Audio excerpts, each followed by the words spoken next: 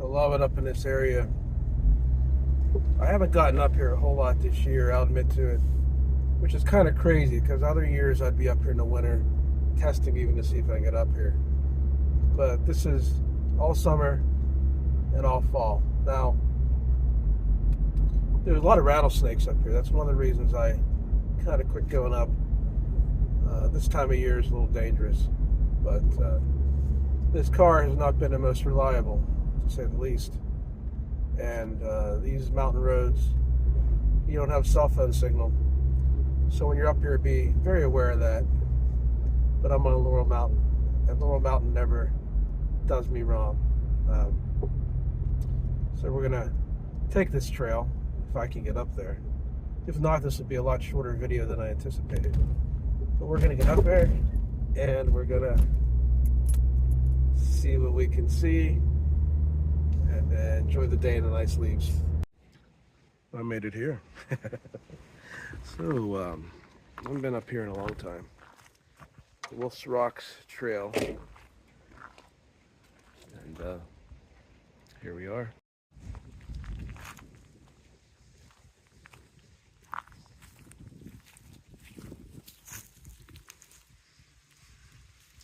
So, I used to walk this a good bit after my father passed away. My younger brother was back. It was always some great way to prepare yourself for a longer trail. And coming up here in the wintertime, a lot of times I take that car and I'm the only one up here. Love this trail a lot. It starts out pretty simple, but it can be muddy. It's been pretty dry, so I'm not too worried about that. It's about 5 miles. Kind of nice walking the top of the ridge. Got a nice outlook.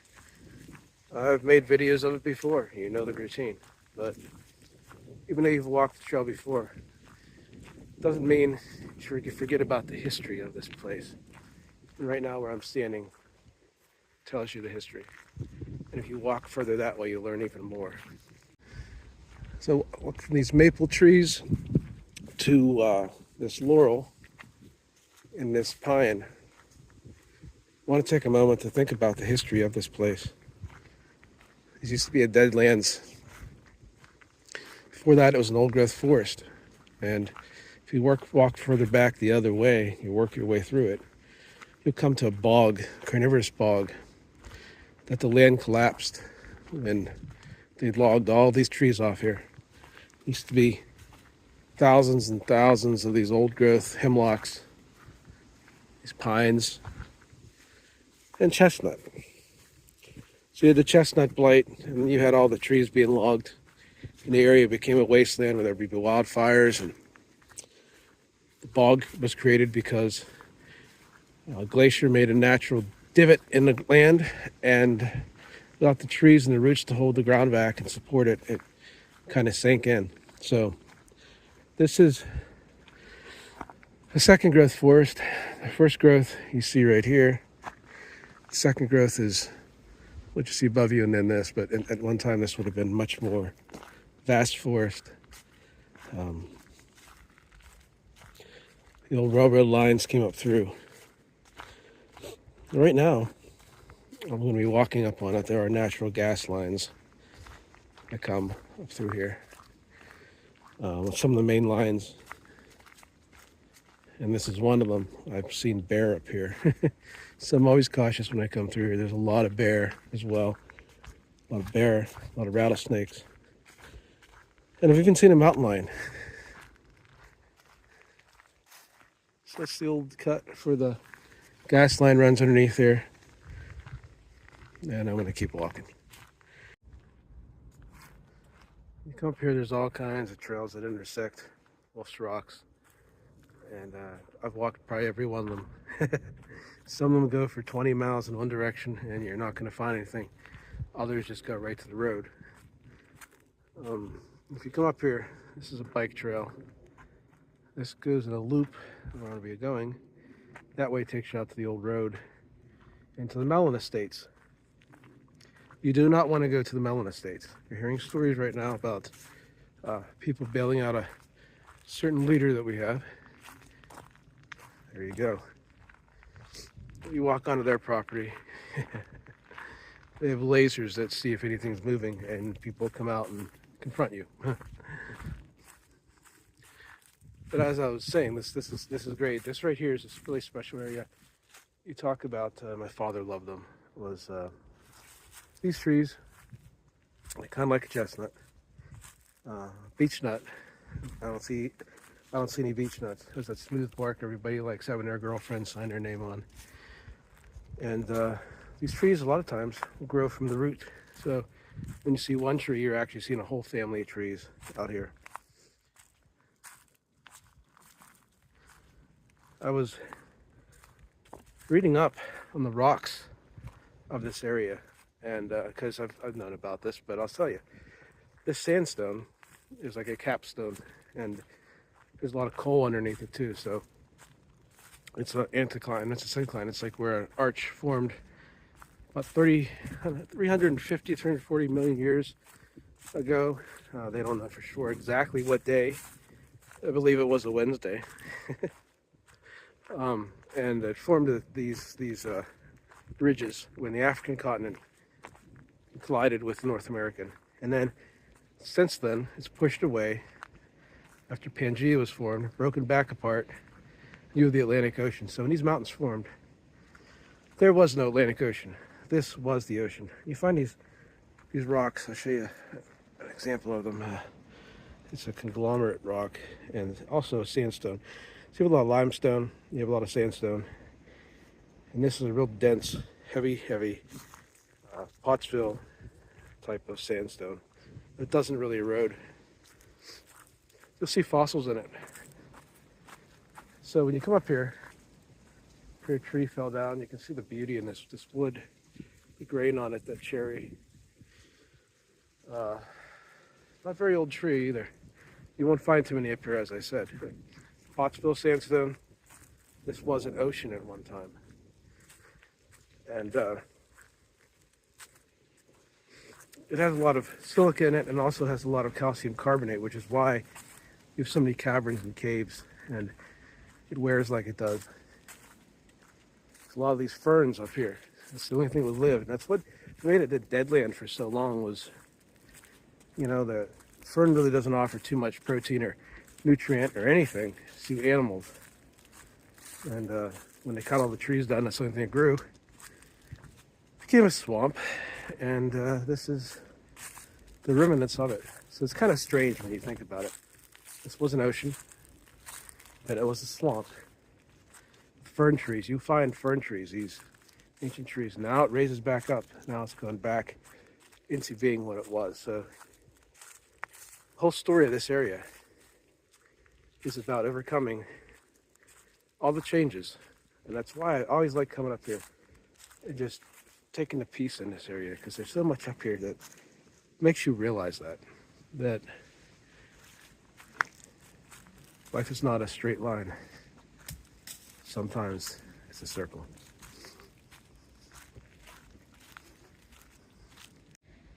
And over there is Silvermine Valley, and that's all clear. You can see through it because they clear cut that a few years ago. You can see there's not much left. And the old road is right there. So they use the old road as an access point to get in. I won't bore you with the details, but several years ago that was clear cut by a company, and a lot of us had a problem with it. And I was up here one day, and I ran into this older gentleman, and he was trying to document it. And at the time, the people doing the logging on state land, in a state park, were very rude to him. They were acting like he was the one committing something wrong when they were the one cutting down all the trees. And I talked to him about it. And I said, well, what's going on? And he said, this is the management of land. This is the value they put on it. And he was telling me, and I agree with him, that many of the people in the old days saw what happened up here, devoted their whole lives, things like with the Smokey the Bear, being burnt. A lot of the old timers that were park rangers and different officials didn't want it to go back to that. Didn't want to see the value of the tree being board feet. So he told me about it, but he was trying to organize something to stop it, and it apparently didn't work. Didn't work. But he said something to me that I've passed on to other people. You know, he said, I don't have confidence in what I'm doing.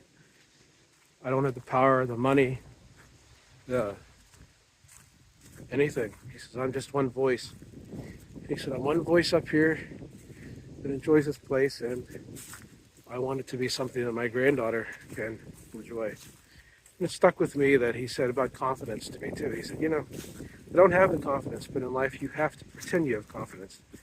If you don't have it, well, you can't play those cards. He says you have to live your life. And I think that's one of the greatest lessons I learned about what happened back there and what I see up here is living your life. And some people have asked me too, so I'm getting in an area that shows you what it used to be like. Because it was logged so heavily, you can see there's some trees, but there's these vines. They're like a briar. They're called a cat claw. They get a blackberry on them. They look actually very beautiful. You can't really cut them with a knife, but they're covered with these very sharp spikes, kind of like a whitethorn is. And what they do is they will climb up to a tree and vine up it, like it's doing right here on this little tree,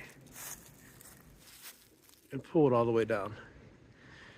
So when you have a forest dominated by this stuff, nothing will grow there. Here's some mountain laurel. You'll see some rhododendron. You'll see how this stuff gets so thick. The mountain laurel's making a little bit of a comeback. And it takes many, many, many years. But this stuff will just destroy a whole forest. It teaches you it's not the plant's fault. That's what it's meant to do.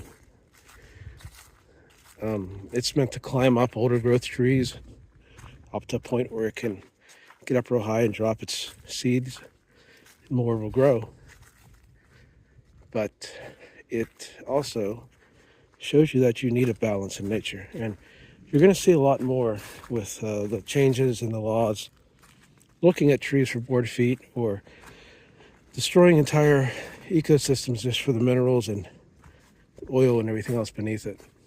And it's sad because this is an example of what happened over 100 years ago, and it still hasn't gotten back. So we are very shortly going to destroy the Arctic National Forest, and who knows what's going to be lost, because the ground up there isn't rock, it's permafrost. And not a good thing, not a good thing. This is where the forest has come back with this mountain laurel. Spoon plant, very toxic, very poisonous. You can tell it is mountain laurel because it doesn't get the big leaves that rhododendron does.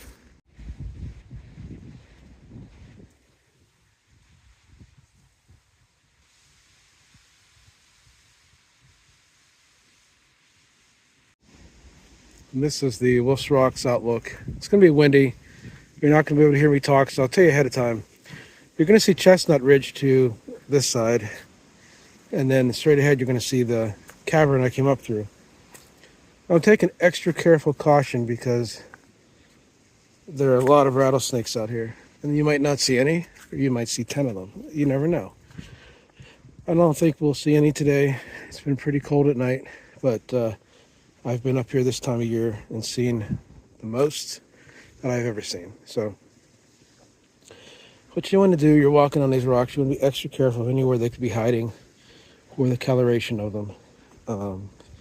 You can walk right up on them and not even know it, especially on a day like today.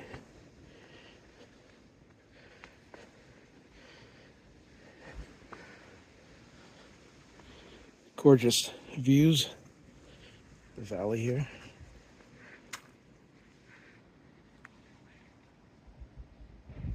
That's Chestnut Ridge down there. There's nobody up here today. Yeah, look at him. behind me.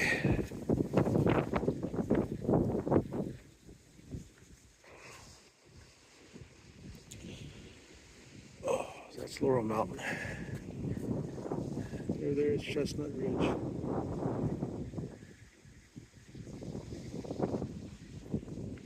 Good place to come to get away.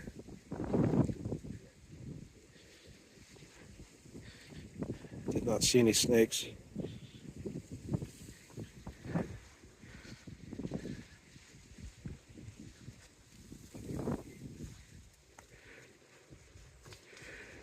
I kind of like this rock. Kind of is nice to get out of the wind a little bit.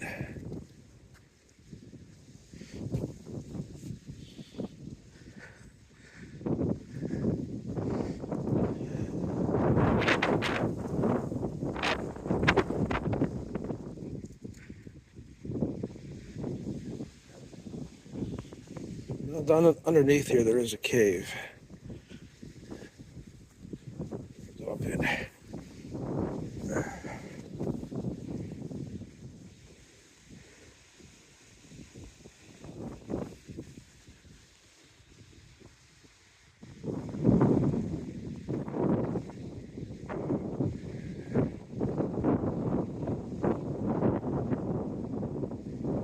So if I were to stealth camp, what would I do? All right, there's a cave underneath here. You could get down in here. You'd scramble from that rock to that rock to that rock. Get down out of this wind. Get down where you're protected, down by those trees. Somewhere like that. Maybe go off to this side a little bit. You know, there's a lot there you can get down in. A lot of those big oaks you could tie a hammock to. You could kind of get in and hide. Nobody would see you down in there. And plus, the road's right down below you. If you really had to run, get out of the way, you could just jump right down through there. It's an idea.